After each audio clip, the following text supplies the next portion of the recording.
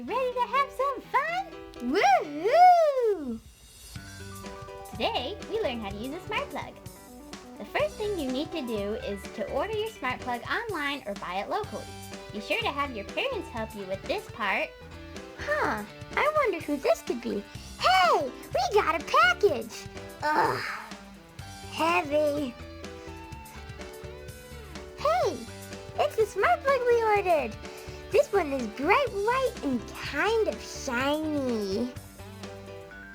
Now, let's plug it in. Be sure to ask your parents to help. And now she is going to plug in the Christmas tree lights.